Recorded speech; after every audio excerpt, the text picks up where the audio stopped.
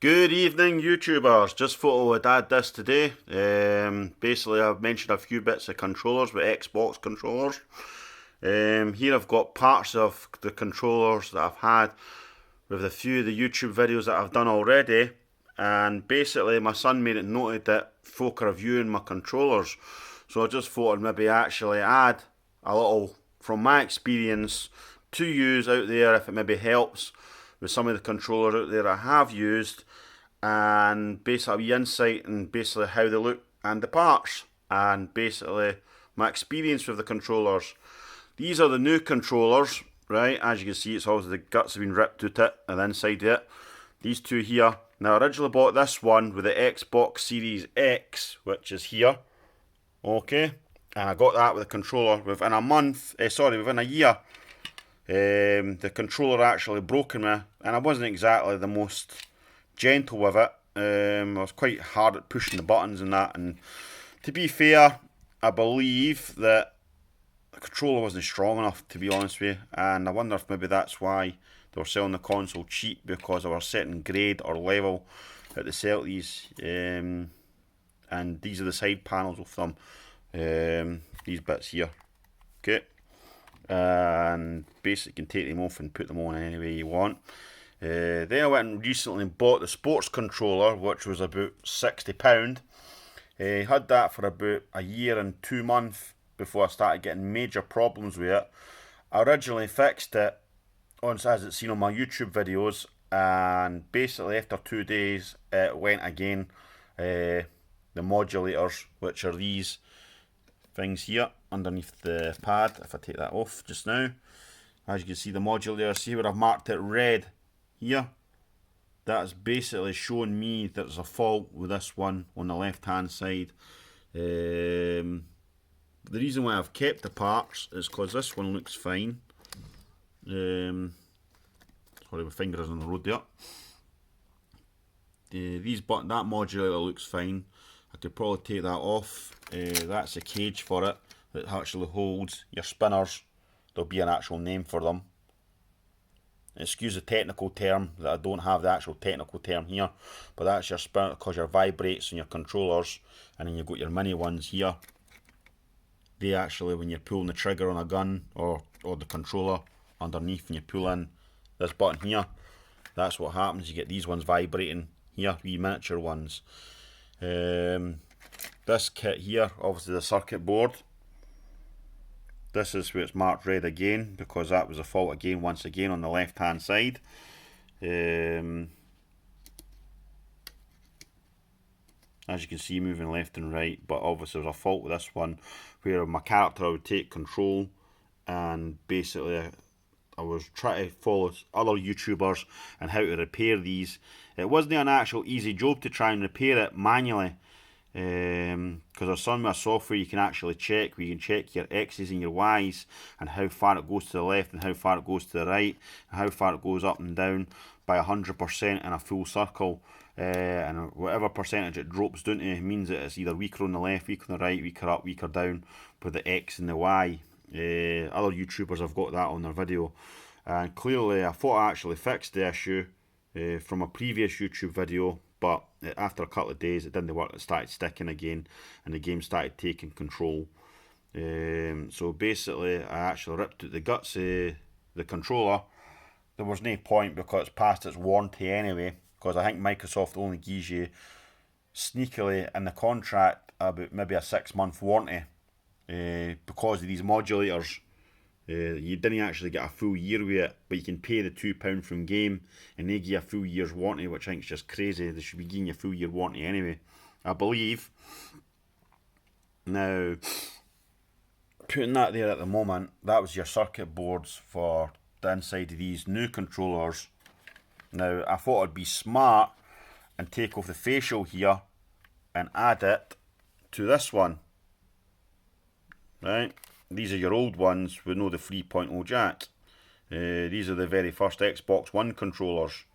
Excuse the dirtiness on these controllers, but they are about maybe 6-year-old, these controllers. But you want to know something? They still work. 6-year-old and they still work. They They've been actually quite good, and they work with the Venom batteries pretty well on the charging kits. Up here, the Venom charge socket system, and also using a wired cable. Okay, using a wire cable of any so Samsung, I can use Samsung, any cable that takes the port at the back here. Sorry, let me rephrase that. The port at the front here, USB port, the miniature one, and I can charge it. But the problem I had with the newer one, as I recently done in my new video, that when you plug any non-Microsoft cable into it, into the new ones, these ones, they were actually blowing the inside of them in here. You can actually feel it heating up, so I reckon it's coming from somewhere in here on the board, and it's basically heating up inside, or even inside the other part as well, and it's actually blowing something in here with overheating, basically. But here's your official Microsoft cable, and maybe that's the reason why. It's because it's got clearly a stop charge at the end of it. Also, this light comes up green, orange, and then basically goes white once it's fully charged. But it must actually stop charging to a point through this bit here. Okay. The problem is with your cheap cables or any other cable you use, these just keep charging and charging and charging, and then overcharge your battery, which overcharges the circuit boards in these, and then basically overheats them, and then ends up blowing them. I don't know if this will be written in the new manual, but I've never had the problem with the old Xbox controllers working fine. So what I did was I tried to take this kit off, right, and add it to the new ones. Well, the old ones, sorry, and which I have previously done. But what I discovered was, with trying to do that there's your outcome. Now I can take the red buttons off it, I can take the digit pads off it, but the problem is this shape and this shape are slightly different. So it's clearly not going to match. So that's the problem I had. And so the best result I could do between the two of them, and it comes out with this minging controller. But unfortunately, that's what I've got. Well, it's okay. I guess I made it, so it makes it unique. The red pads, I took the red pads off from the black ones, which were these, and put them on, and the buttons, and it was actually quite easy to do. Problem is when you open these controllers, you're affecting the warranty. This is still the old controller from the Xbox One, the very old ones, and it's got these adapters on them. If you give me one moment. And basically it allows your 3.5 jack on it. Now, folk are experienced with these. These are still actually better than the 3.5 jack comes with the new ones. These ones here. That was your 3.5 jack there. Connected there. And technically added it to the controller. I think you didn't have control over your volume, your game, your sound. Going back to these are still actually better, I believe. Even on low, it connects onto these like so. I don't know if I can do that here. Let's see. Yep, there we go. And you still got your 3.5 jack there. And I still think that system's actually better. Actually, probably looks better in the black than, forgive me for the dust if I've got to actually clean the thing before I made a video, compared to this one. But at least I made this up main design. It's unique. It's different. I do apologise for the light going off and on. I don't know why it's doing this on my phone. I'll need to start learning to make blogs a bit better on the phone. But I just thought I'd put it out there. But the old controllers seem to work fine with any USB cable that I've experienced and never blown. And I've left them on overnight and no problem at all. The new ones, basically, they're fine when you use the Venom battery systems, the actual Microsoft cables, official Microsoft cables. But the minute you start using phone cables and that, you can take the risk of charging it, but when it starts to overcharge, that's your problem. And it can kind of blow the circuit boards and these, and then they're not actually good to use. But all my experience, all these controllers that I've got here from Microsoft, which I think they just make them from cheap, utter crap parts. I'm not here to sponsor Sony, I'm not here to sponsor Microsoft, but at the end of the day, I've never had a problem with my PlayStation 4 controllers. Never had a problem with it.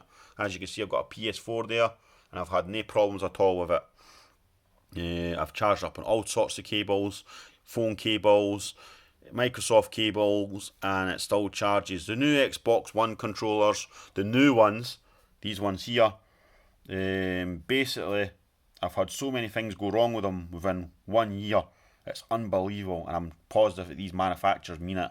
But if there's any positive note I can make from these videos, and hopefully I can get any experience at people using these controllers and had the same sort of experiences or same issues with the controllers breaking quite easy. I did really look after the red one. I really liked it, and it was kind of like my personal controller. I didn't press the buttons hard, I didn't squeeze it, I didn't throw the controller in a bad mood, which I'm sure all you have done at one point. I actually looked after it really well, and still after about a year and a bit, it still broke down on me with the modulars. So clearly it's the modulars that seem to have a lot of problems, or the charging points are just a lot of crap on these new controllers. They really are terrible. And that's what I've really got to say with Microsoft's cheap components that they put inside these things, and they clearly mean it to give it a shelf life so it doesn't last long. Here's hoping for the Xbox Series X that they make the controls a bit more better quality, but as for me, the thumbs are down on these controllers, definitely, without a doubt. Your PlayStation 4 controllers, a hell of a lot better. But if there's any point I can give to people out there with these controllers, never bin them. Never bin them. If anything I've learned from them, you can take parts off them. I know it might not mean the most prettiest controller there, but hey, it's a start. But you've got parts, and most of the parts are generic, like these bits here. It doesn't matter whether it's the old ones or the new ones. They all can still take bits like this. They can still take trigger switches. They can all still take parts of things that you can still use. So hopefully this helps someone out there. And never bin them. You can always, the buttons are in the bags, all the different colours of buttons, and the controllers. And all these, if you were to buy these on like a Japanese website or wherever from, or eBay, or wherever you buy them from, like coloured parts, I know you can buy them dirt cheap, but at the end of the day, if you've got them all there saved in a wee bag, it gives you wee extras, and you can experiment with your own controllers and build your own. So it's up to yourself at the end of the day. But the new controllers, from my experience, and as from you've seen in the YouTube video that I just recently made about fixing the controller, it lasted for 2 days, and the modulator went away again in it, and there were so many complications to actually replacing the modulator on this. So many complications that, to be honest, it's not worth my time actually trying to strip it to replace. But if you really wanted to get technical and you wanted to save yourself some money, you can buy these modulators online separately, like places like eBay or Amazon or wherever, and you can actually, there's YouTube videos on how to actually uninstall them from the back here, uninstall them, unsolder them, and basically replace new ones inside them. But to me, I just felt that was a lot of hassle, and I really didn't want to do that. Time I spent £7, and if I've not got the right tools to actually repair the job or repair the controller, I could end up messing it up even more. And even when I seen them doing it on YouTube and they were soldering them back in, they still they weren't quite 100%. So that was my view on it, that your X and your Y for your full rotational on your controlling your game, if they're not 100% left, right, up, down, then what's the point? They need to be installed specifically. But here's hoping Microsoft with their Series X makes better controllers. I was going to buy a new controller, but after the quality they've put out in the last few years with the new controllers, I don't really want to touch them with a barge pole. And as just one point I'd like to note, sorry about this. This is making a quick video on my own house. There you go, PlayStation 4 controller. I've had this for 5 years. Batteries built inside it. Still going strong. Never had a problem with it. It'll be the same sort of issues. Excuse me. Same sort of design inside, if anything. But I've plugged these into phone chargers. I've plugged them into Microsoft chargers. Same sort of USB port at the front there. Miniature mini USB, and it's got the 3.5 jack. I just think, I'm no sponsoring any company here. I like Microsoft stuff as well, but PlayStation controllers is just, they seem to be a lot better. They've got everything built in the one controller, and the batteries are built inside them, and it's like phone batteries, and I've never had problems at all with this controller. And in the 5 years I've had it, maybe 6 years. And the modulators, which will be the same design on here and here, it'll be the same sort of idea with these ones, built inside these controllers, there and there, and they're still working fine, and I don't see any problems with them at all. So I'm not sponsoring Sony saying they're a better controller, but there seems like their build quality is a hell of a lot better than Microsoft, where I've had the sports controller at $60 within less than a year and probably 2 months, and it's broke down me. And the one with the console that came with the pack and didn't even last 8 months, and it broke down on me. So that kind of says something. But if there is a lesson learned to be learned for this, keep all your parts, because there's always still parts you can use with your different parts of the devices in your 3.5 jack.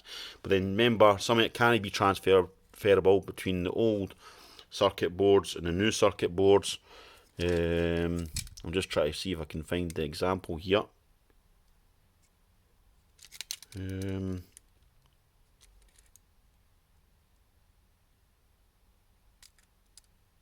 No, sorry, I can't actually find.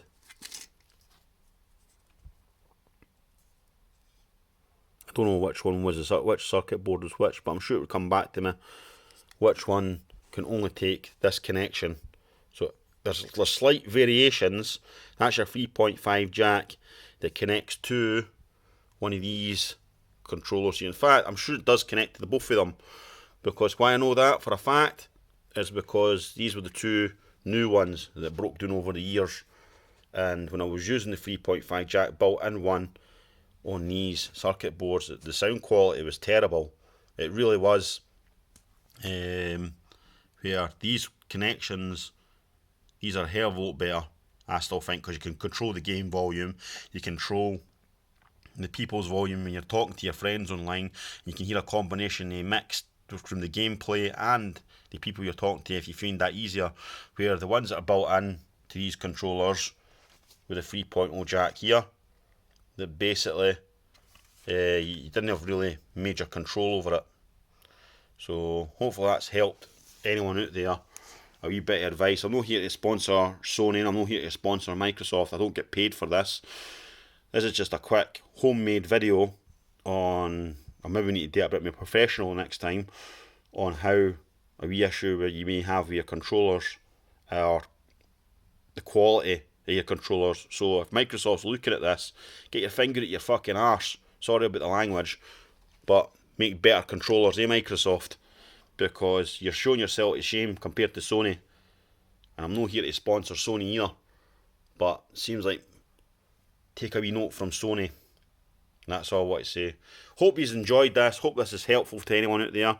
I know it's lasted for 19 minutes, but I'm hoping there's anyone out there that's helped anyone to have a bit more better understanding of the controllers. But always keep your parts, and you can use them to be transferable onto other controllers in the future. Hope this helps, and thank you for watching. If you like, subscribe, and hopefully I'll try and put better quality videos in the future rather than making from a handheld phone in the future, because I'm now starting to notice people are liking my channel and starting to view my channels. So if this helps anyone, well, I hope it helps you make a decision on the quality of a controller, because clearly it's not on Microsoft anyway. Thank you for watching, and subscribe. Bye.